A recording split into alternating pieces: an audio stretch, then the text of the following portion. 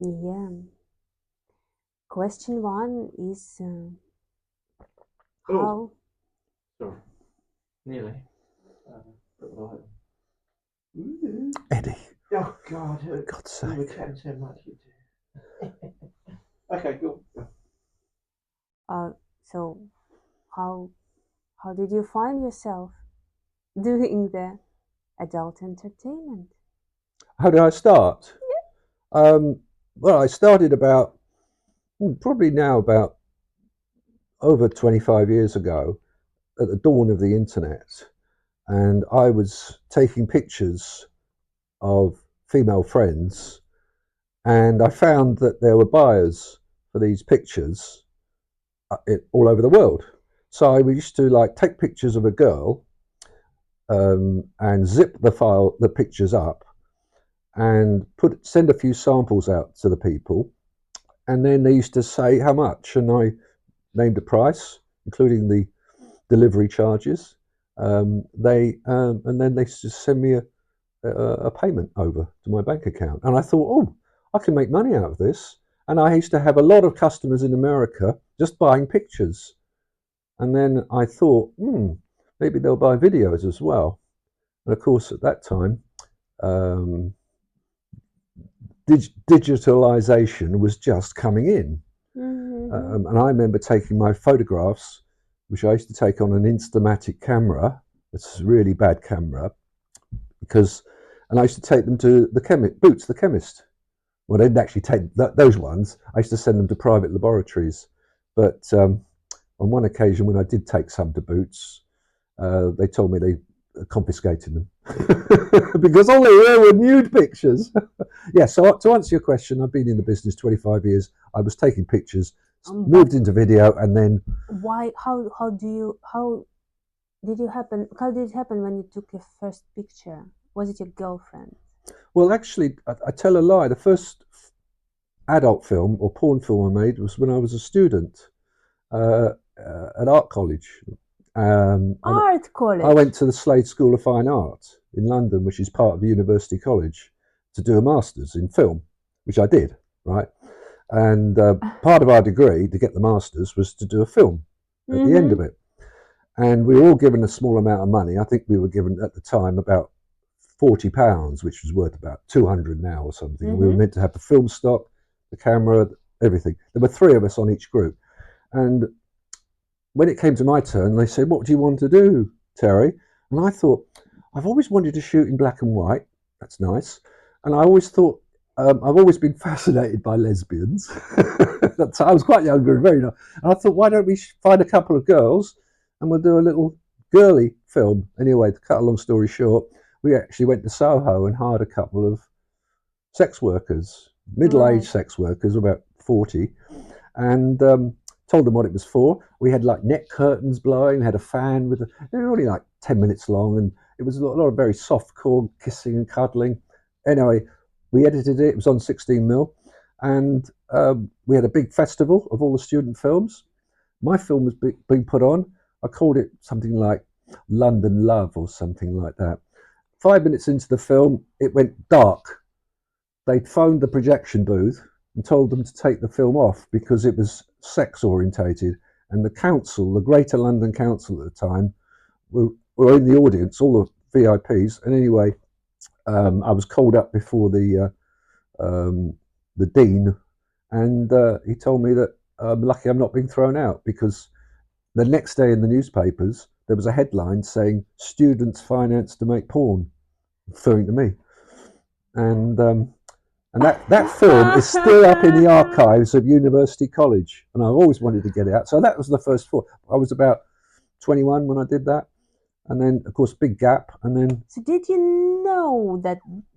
Did you kind of think that it might be trouble? no, No, you were like we were sincerely we thinking no you're we doing are. all It the. was a different age. Porn was legal, but it wasn't pornographic. It wasn't any what we would call pornographic scenes in it. It was very soft core, out of like lush focus, black and white with nice music dubbed on it Mm-hmm. and everything. And I thought it might even win a prize because there were All prizes. right. I never even thought about that. because my friends who were on it said, "Oh, it's beautiful, Terry, really good. You could win with this." But they were very right wing or very religious, and it got them a bad reputation. So, as I said, that was the last time I worked in doing adult work until sort of end of the 90s. And when you were 21, was it like the first time you shot like this, any sex content? When I was 20, when I was in Yeah, my after, yeah, in Slate. I didn't shoot any other sex content other than my degree. What They gave happened? me a master's in the end. They actually gave it to me, Okay. but I'd been offered a job in television before my course had finished, and I went to him again, and the dean, and I said, "I've got to leave. 6 months before my course is finished. I need this job." And he said, "Tell you what, take the job. We'll give you the degree." Mm. I thought, that was great. So I had a master's in film, and then I went to work in television for many years. And then you, how does it happen to people? Like for me, it happened like with meeting this older, much older, safe artist, Yeah. who suggested me to do this, and I felt it like. And do you remember your first experience with shooting? I suppose it's meeting the person who was most professional, coming across and meeting someone who shot regularly. And because initially, in those days, back in the 90s, early 2000s, I didn't see myself as a maker or creator of porn or anything artistic. I was keen to perform in porn, and I did. I did a lot of work in porn for various companies. And I used to travel quite long distances to do a scene. But again, in those days, it was quite unprofessional. I didn't even sign model releases in some of the scenes I did, and so on. And they're still on the internet, actually. One video I made, I won it in a raffle. I won a porn shoot in a raffle. There was a big, what they used to do about 20 odd years ago, it was, a lot of the girls was meet the fans. They used to hire a place in London, and they publicise it, so the girls then would meet their fans. But they used to do it for charity, so the breast cancer or something like that. So the girls would like show you their boobs, for like, put £20 in them and I won the raffle. There was a raffle, and it was to direct your first porn film, and that's how I actually directed my first professional porn film. Oh, so it's a bit of a fate here. Sort of, yeah. We shot it in Wimbledon Fortnight. It was very, very hot. And we shot it in a place called Napoleon Studios over near Wimbledon. And you've heard of Ben Dover? You know Ben Dover, the character, the porn person? Have you heard of Ben Dover? Possibly not. He's probably the biggest British porn star of all time. I think I read about His name's Lindsay. Her real name's Lindsay. I think and he's been very controversial. Ben Dover is, without doubt, not even arguably, the biggest porn star from Britain, if not one of the biggest in the world. And he was part of the shoot, right? Because he'd booked the studio after us. So I had these actors and so on. I didn't know what to do, but the people that were a part of the scene knew far more than I did, and they just got on with it. So the camera guy was the female's husband. He was shooting it, and he turned to me and said, "Terry, do you want another angle?" I went, "No, carry on, carry on. It's all right." And then, but this is an interesting thing. You might be interested in this. What was the name of the guy who shot? He was very famous. Marino used to go on do Marino's travels, and he'd broken his leg before the shoot. He turned up with it in plaster, right? He's got 2 dogs, and he fell down the stairs. And I said, "What are we going to do now?" And he said, "I got the girl there, Wendy, said, let's do a doctor-patient scene. I'll be the doctor, you be the patient. I'll be examining your leg."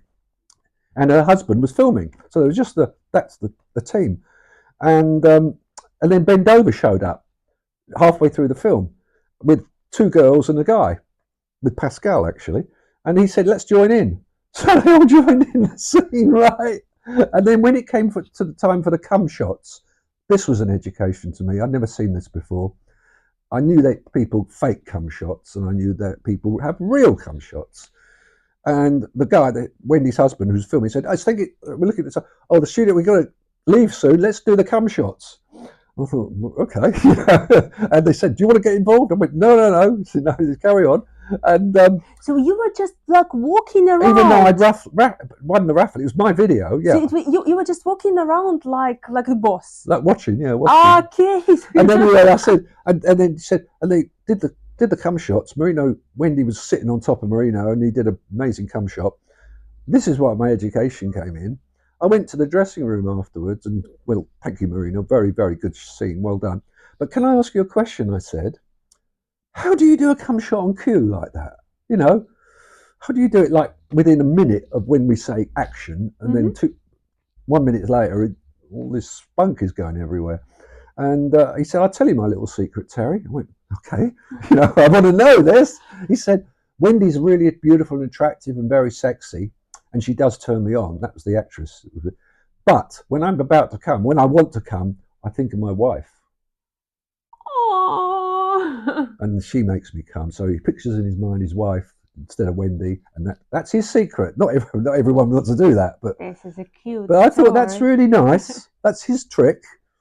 And that was my first real porn film. And it's available now. You can still get it on DVD and download it.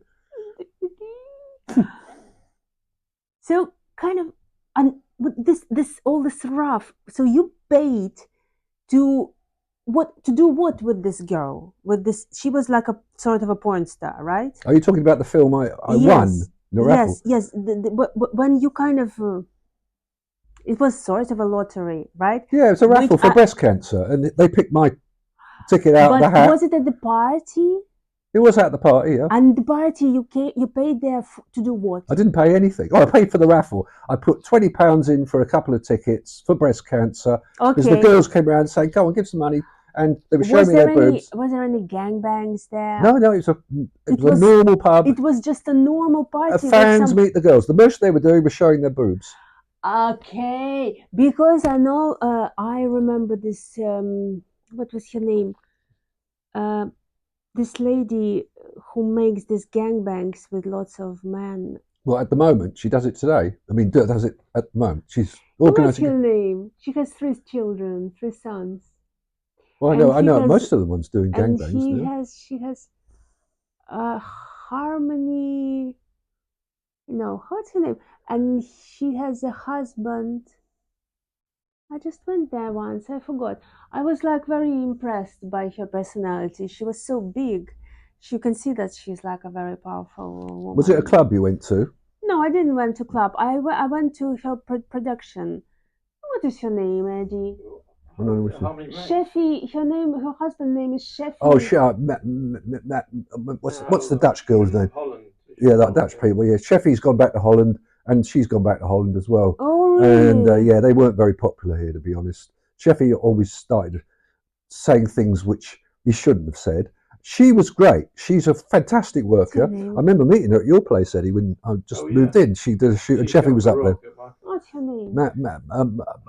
So the Harmony or... I'll find out later. But they got pissed off with the situation here in the UK, went back to Holland. I know quite a few Dutch workers, and so I said, oh, so-and-so's going back to Holland. And they went, oh, wish you'd stay in the UK. It wasn't very popular out there. But I don't try and get involved with the politics in this industry. There's a lot of bitterness, a lot of divas, a lot of backstabbing, a lot of... Indeed. Oh, it's terrible, terrible. I remember like when I just appeared in there, and I was like so excited, and I was like, whoa, these people looks like they're really doing things that they love, and they're so liberated and so free. Oh. And I was like, oh my God. And then of course, like when you spend there for like several months, it's enough already to understand. Yeah. There's a lot of very ill people in our industry, Yes. with mental health illnesses, with addictions and so on. Unfortunately, the adult industry worldwide attracts people with how can I put it, with certain, they shouldn't be in the industry, let's put it this way, but they see it A, as a quick way of making money, and B, because they think they'll be famous, right? They're the 2 reasons: money and fame and power. And it's like anything in the entertainment industry, vast majority of people are just workers. They don't make the headlines, or they don't make it the star grade. Mhm. Because everyone likes to call themselves a porn star. They're not porn stars. We don't call them porns. We call them performers. That's exactly what they are. They perform in front of the camera. Stars are people who are so well known, they're legendary in the industry, right? There's plenty of people like that, Ed, we know about, who probably generate so much income from their name alone. They are the stars. Is Lacey Star a star? I would say yes. Mhm. She is a lovely, lovely lady. Lacey Starr is a star. Yes, exactly that. She's a good example. She's won loads of awards. She's very big on the health and safety side of the industry. She's running a studio with her husband, Yeah. and she's constantly there to support people. She doesn't think of herself, and she's a bit like a mother hen for people. A lot of girls this go to her one, for help. This And girl who died, she was a oh star. yeah, what's her name? I can't remember. What's the girl who died? The The big girl who the died. boobs. Sophie Anderson, was it? Yes, yes, yes. I Somebody think she was a star. Yeah, She was like bigger than adult. yeah, that's exactly that. Yeah. And But there's a lot of everyone comes into it with the thought, and usually they start escorting or doing sex work of some sort. Webcamming is often the reason. Everyone's at home doing webcamming, safe, and they can make a lot of money. I know girls. I mean, we work with Epiphany. The first time Eddie and I did a shoot with this girl called Epiphany Jones, we were one of the first people to shoot her in the porn world, right? She never, well, she had done a little bit, but she was earning all her money on webcamming, and what would you say, about 4 or 5 grand a month in that, on the lower region. So she's earning about something like 70, 80 grand a year on doing webcamming. And I actually asked her, I said, why do you want to come all the way up to Hemel or wherever when you can sit at home, earn a lot more money? And she said, because I want to try new things. And that's what I love about people. They like to be adventurous and try different things. It may not work, Yeah. but if you don't try something, I just keep thinking people who say, oh, I don't like homosexuals, or I don't like abortion, or I don't like this. Well, basically, I don't like porn is a classic thing. Don't watch it. Why would you be anti-porn? No one's forcing you to watch porn. It's ridiculous. Everyone's got a judgment about something. Mm-hmm. I'm not having an opinion, but people start judging, and we're all judged in this industry, unfortunately, Marina. We're all, they make an assumption. For example, I mean, me, I'm not a youngster. I'm 75. I'm 76 this year. I'm very fit. I look after myself. I live on my own now after 2 marriages. And I really believe that I do this that will give people pleasure. That's the name of the game. All my followers and fans out there, I'm giving them a lot of pleasure. Mm-hmm. I'm also hopefully preventing rape and preventing people going out there and doing criminal things sexually. Right. Because they're sitting at home watching my product. And I know this is a fact because there are facts about this, that guys rather watch porn. Okay, other people say, oh, that increases their desire to go out and rape or abuse. It does not do that. Maybe in 1 or 2 cases, yes. But the vast majority of guys who've got sexual fantasies in their heads, and women, not just guys, they've got these fantasies because the biggest fantasy for a guy, and I know this, a husband would love to see their wife gangbanged or have a big cock with them. In other words, a threesome, but a lot of them are cuckolds. Mm-hmm. And this is a big fantasy. And this is why guys come to my because I do a lot of cuckolding type shoots. And they get all their entertainment from watching these films. And they're not going to go out and start causing problems. They're all sitting at home having a good masturbation and wank, and then that's the end of it. So I've got to keep providing product, just like Rock Sharon has. And how do you so it was like experimenting when you were trying all the things, and then you ended with some topics that you explore more than the others, right? When are we talking about? In the early About days or now? fetish. Oh, right. Well, the fetish thing was started off as a sort of personal kink, something I enjoyed myself because I prefer that to straight sex. I've always said that with sex, let's say 2 or 3 people having sex, it's the easiest thing in the world to shoot. You just you go to bed and have sex. The girl lies there, she's fucked. I mean, how many variations on that can you do? Not very many. They're all sort of like scenarios you could change, but they're all basically having sex. BDSM, as you would know, far more than that. Right? Yes, there is sex in it, sure, but it depends on the performers. But the challenge with all the equipment, with all the costumes, with the location, the venue, the mental power plays, the verbal power plays, and the artistry behind it is far more artistry in BDSM. This is personal opinion. Yes, Than if I took pictures of two girls posing in their lingerie against or making love on my sofa, which would be great and beautiful and artistic. I'm not criticising that because I think a lot of the girl shoots I've done are absolutely stunning. But BDSM is a personal vocation. So you are like now 75, and as in when you were 21, you're still fascinated by girls. Oh, totally! I've never lost my interest in it. I'm quite a sexually. This is your but kind you of don't know ongoing passion. that my biggest love at the moment is webcamming. As Eddie knows, I've been webcamming for a year. Right? I mean, what would you do? I mean, you webcam as a model? As a model, yeah. I'm making a lot of money every month. I can imagine that. 2 hours a day.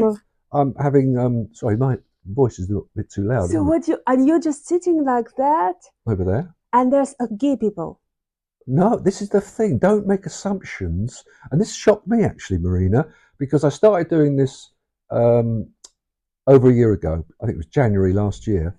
And like with anything, and I've got a lot of friends who do webcamming, most all females, who gave me a lot of advice because I learned the hard way that you've got to have a lot of patience. And like any business, you have to build it up. It doesn't start day one. You don't start earning £1,000. You have to put in a lot of work and build a fan base. You have to build followers and talk to your regulars, engage with them. And a lot of people can't be bothered to do that. You need a lot of patience, and you've got to put up with a lot of shit that people. I just ban them if they get rude. I just ban them from my room. But I've currently got 12,000 followers on the website, and I've got about 80 fans. Fans are different. Fans pay money every month. Oh yeah. I've got a subscription like OnlyFans, and they pay me a certain amount of money every month. Those 80 people. Okay. And the rest of them, they just get a notification when I get up on webcam, so they'll see, oh, Red Heaven's on webcam now, and I'll go and have a look and chat and stuff. Okay, and it's another income stream. So it's not and you want that other women there? I'm just asking, is it gay audience? I get it's mostly gay, to be fair. But I do you want to hear I think I don't know the funniest one. They have 3 grades of things, right? I have a free chat. In other words, anyone can see what I'm doing. My cam's open. Anyone can chat away, say hello and whatever. Then you have private chat where they start paying, but I don't see their cam, so they're paying less. But then you have exclusive private, which they'll put their cam on if they want, and I can see them and they can see me, and that's costing more money, right? And the other, I had this regular come into my room. I recognised his name, and I went hello, I said hello to him on text, and next thing I saw, he wanted me to go to exclusive private. In other words, see his webcam, but it wasn't him, right? It was 5 women, right, sitting in this hotel on a sofa like this, right, with drinks, right, big screen behind them, right, and I'm on this big screen behind them, and there's the 4 or 5 women there. They all drink. They're a little bit drunk, and so, but this other woman says, "Hello, Red Heaven." I went, "Hello." I was sort of a bit shaken, and she said, "Just to let you know, my partner, Donald or whatever his name, who's a regular in your room, we're on a hen night tonight." Because I knew he was getting married because he told me. So this was his fiance, and he gave me the password to the site. So I've logged on, and we want you to entertain us. I said, "What? Like, entertain you what way?" I don't want to paint you a picture, but I was on like webcam to them for about 20-25 minutes. Oh God, honestly. But I earned about 100 quid out of that. So 25 minutes, 100 quid. Okay. And what do they ask? Do they ask you like to just? Are they? Ask anything you want. But you can say no, right? Yeah, of course I can. I mean, you know, what do you want to know? No, I mean, because you said I was online for 25 minutes and it was like, phew. So they're like, they made you do some unpleasant things or Nothing something unpleasant. exhausting. No. They just, yes, they did want me to be naked and all that. And I mean, I'm not exactly Arnold Schwarzenegger or Brad Pitt. I don't look too bad for my No, age. you said that you're not taking anything up the ass, so you won't do this if they will say like put the scandal in your I ass. get asked regularly to have dildos and whatever up my ass, and I put it on my profile. I Okay. don't use anal sex toys, but I use other sex toys as well if you want. But it's making me good money, you see. So when you guys leave today, I'm going out to the club later, but I don't know if I get back tonight about midnight. I might go on for an hour on webcam because the Americans have woken up by then. So you've got to look at the fact that the Americans wake up, you know, in the evening, particularly the West Coast, and these are the people with money. So I get a lot of regulars from California, and I've got one guy who's a surfer, right? And he sent me a picture of himself. He looks, that is gorgeous, blonde. It could be a fake picture, though. I to be honest. But and I said to him, "You look gorgeous. Why are you looking at a guy like me?" He said, "Because you're a good daddy." And daddies, if you know what in the sex world, daddies are treated as dominant guys. And I get a lot of young guys who've got quite a bit of money I can that see want is. to be a daddy. You see, You have a very good features. I'm daddy to some baby girls in real life as well. Um, I mean, my friend Yaz, who comes around here, she's already got a daddy, so it's a private thing, nothing to do with the sex industry at all. And we come around here, although she wants to get into porn, but she can't get into porn, as I've told Eddie, because her face is she doesn't want her face up there, and she's got lots of tattoos, and she works down the bar down the road, and she just loved to get into. She'd be brilliant. She squirts more than anyone I've ever seen. From here all the way over to my guitar. I've had the carpet soaked for this girl and this. I've had to take this blankets off several times to get them dried out. But anyway, that's off the story. But yeah, so I do webcamming as well. That's cool. Do you need to drink to go webcamming, or you can do it like straight away? You don't need. People do say to me, "How come you?" I'll paint you a picture. They think I'm on Viagra, right? I'll be quite honest with you. I have used it now and again. You know, for obvious. If I've gone to an orgy at my age, I do need a little bit of help sometimes. But if I'm here on my own, all relaxed, place is nice and warm, I don't need any artificial help. Like, I think that yes, you need to have this. And I was just thinking about myself. And like I went on on the first date with somebody, and he was so awkward and he was so useless, but I was still very wet. Like Turns you on a lot, yeah. yes, Yeah. and he said like, "Oh, you're so wet." Like how did I kind of do this? And I'm like, well, no, I don't want to say that. How did he know you were wet? Did you tell him? Did he feel? No, he felt it. Okay. No, like I looked like it's kind of very easy for me to get aroused from the sex with somebody, especially for the first time. Let me ask you a question in reverse then. This is something I am interested in. Do you watch porn for entertainment? Any reason why? You know, I have a wonderful book about it, and I can bring it to you if we meet again, and I hope we will. I hope so. So the book is called A Billion Wicked Thoughts, and it is a research based on the internet searches. So it's very difficult to get funding for the for the sexology and stuff. So the internet, the authors, they made book who like they analyzed lots of searches, and they kind of the conclusions they came to, they're like kind of wonderful in some way. And the thing is that women are engaging in romance and fan fiction. So women spend on the website with erotic stories Mm. at the same amount of That's time. so true, because I've found that, tell me if I'm wrong, I've always believed, and this is something I've learned being older, Mhm. that men, this is a very short way of putting it, men are turned on down there, women are turned on up here.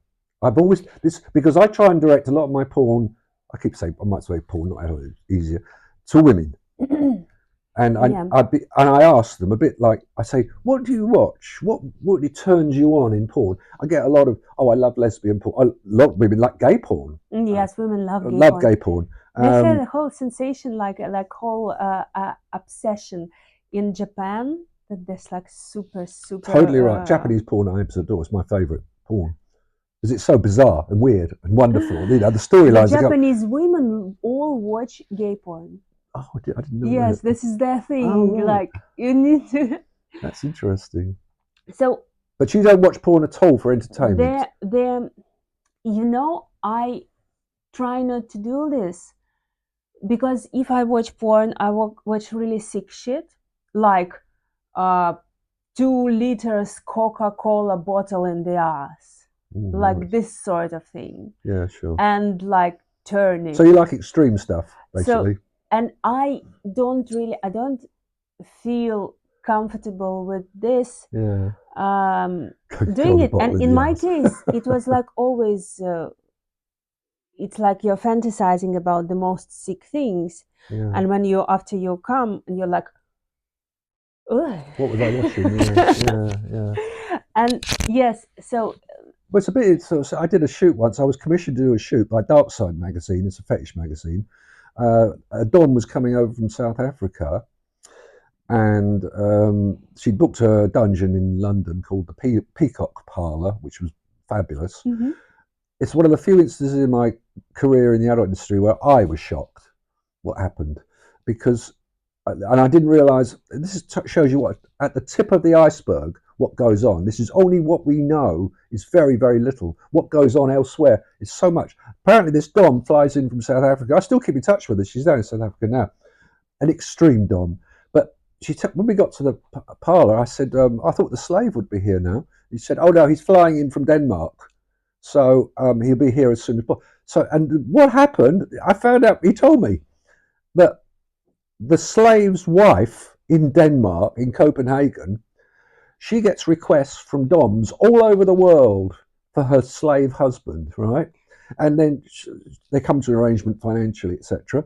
And then she sends him off to wherever, right? So this occasion to London, and he's fisted up to the elbow. But the thing that shocked me, I said to her, so, you know, she told me what was going to happen. She said, I'm going to cane him with these canes. And she put all these canes out on the table, and there was this really big black one with a big snake head at the top of it. And I said, that looks horrible. She said, it's called the Black Mamba.